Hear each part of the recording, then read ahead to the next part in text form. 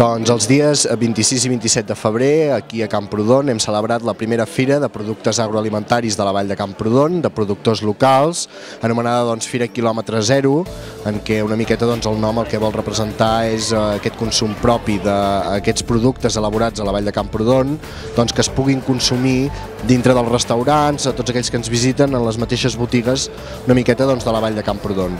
En aquesta primera edició hi ha previst una sèrie d'activitats, a part de pròpiament la fira i amb la presència de tots els productors locals de la Vall de Camprodon, i entre les activitats destaca des dels berenars saludables amb la mainada fins a tallers de maridatge entre productes locals i cerveses o vins.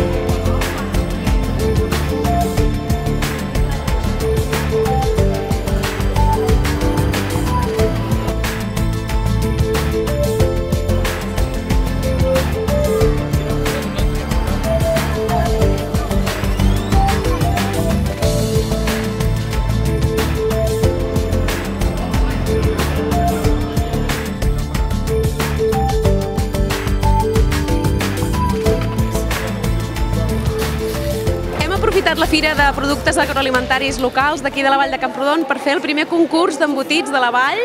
i una mica amb la idea de promocionar aquest sector, que és un sector molt potent a la Vall, amb molt de reconeixement, però que pensàvem que estava bé fer-lo brillar aprofitant la Fira.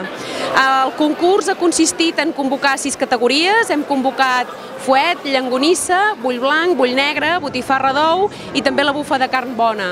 Hem comptat amb un jurat esplèndid que ha fet un esforç magnífic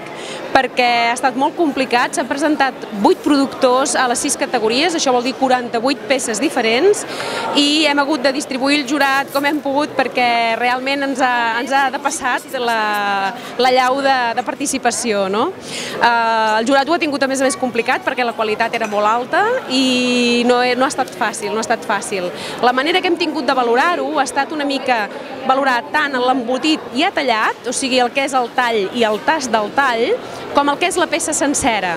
I en aquest sentit hem mirat tant el color com el tipus de pell, les olors, el gust que tenim quan ens el posem a la boca, el gust que ens deixa quan ens l'empassem. Hem fet una mica de valoració general, també l'equilibri entre el dolç i el salat, una miqueta això, també com estava barrejat el greix amb la carn, la textura. Una mica tots aquests paràmetres ens han donat al final 6 cases guanyadores. Ha estat molt repartit, fet que també denota la gran qualitat que tenen totes les cases a l'hora de treballar. i bueno, pensem que ha estat la primera edició, els participants s'hi han posat, s'hi han abocat i pensem que segurament pot tenir continuïtat perquè realment ha estat un èxit.